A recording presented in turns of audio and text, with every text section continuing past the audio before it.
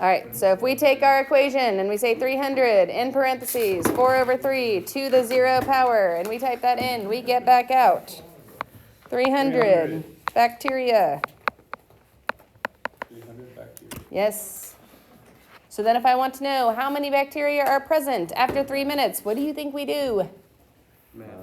Math. You put a 3 in the T. Put a 3 in for T. Okay? What?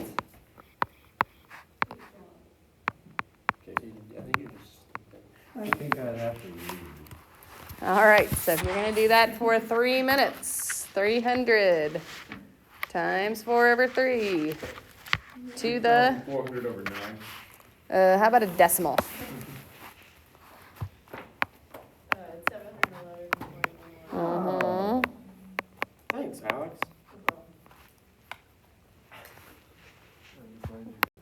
So our compound interest formula. Yeah. Okay, this is called the principal, which is the initial investment.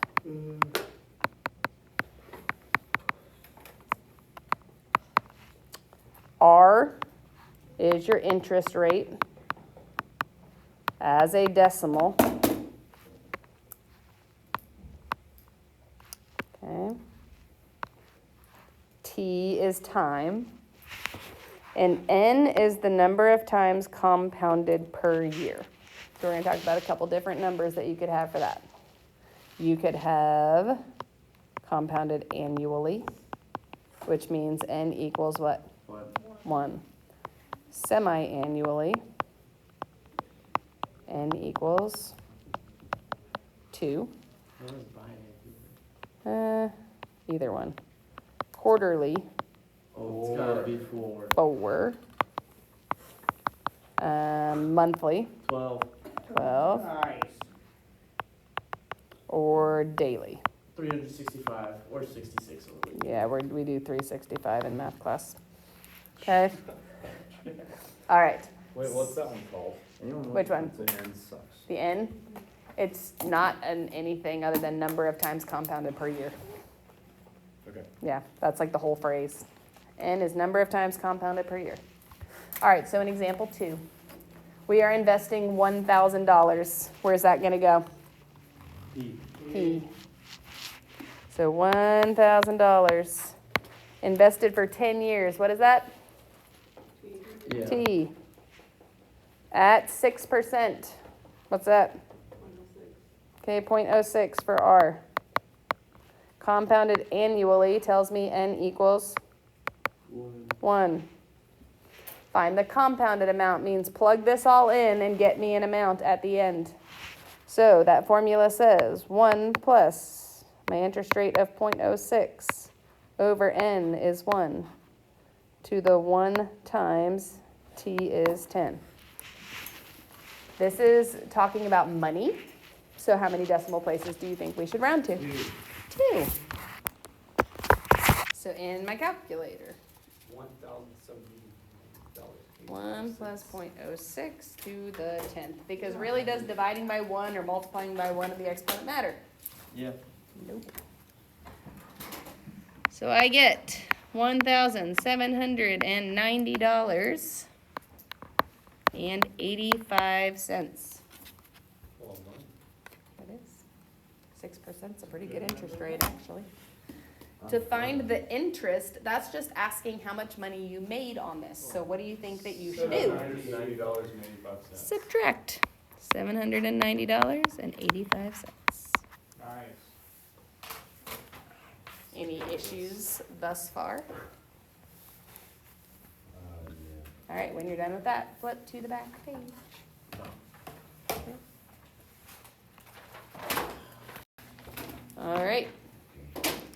We also have other growth rate formulas. One of them is A equals A sub 0, 1 plus or minus R to the T. This is a simplified version of that compound interest formula when it's not talking about money and number of times compounded per year. This is just basic growth or decay, which is why there is a plus or minus.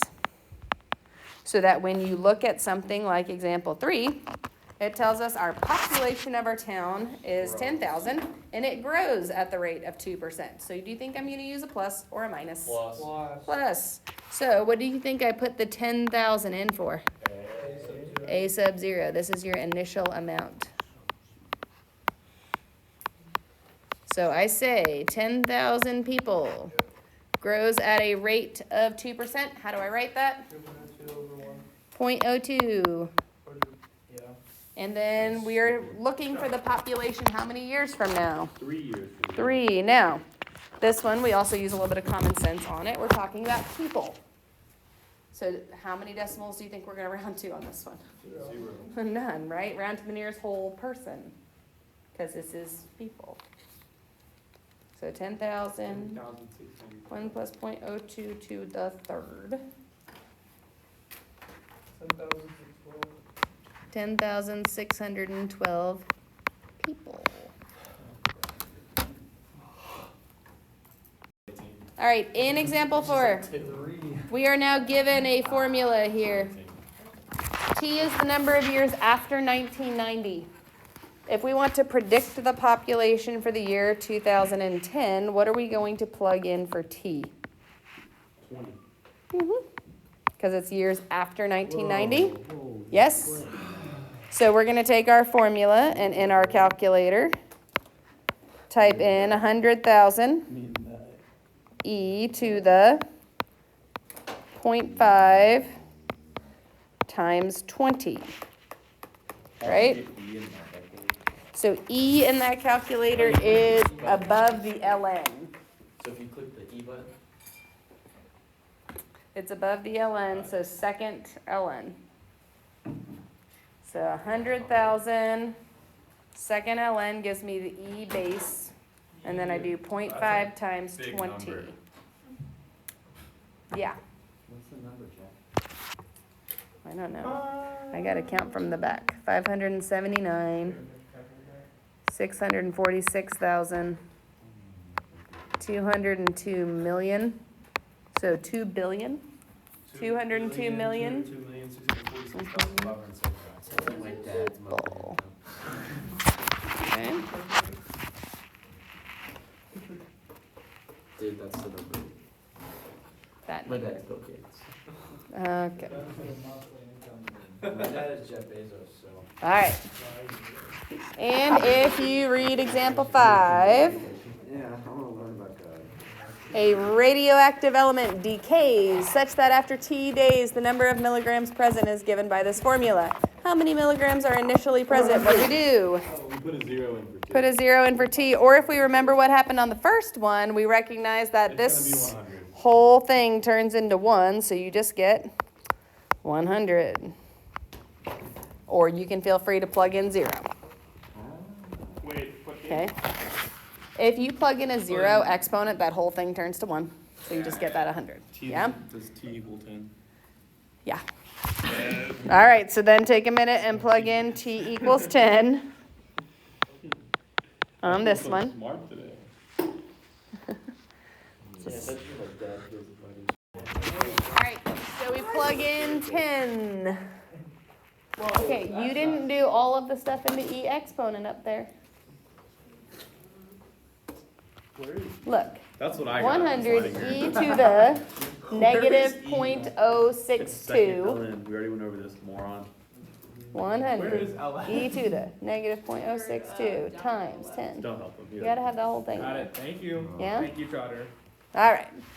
What'd you call her? You should be Her last name? class. Good? Probably be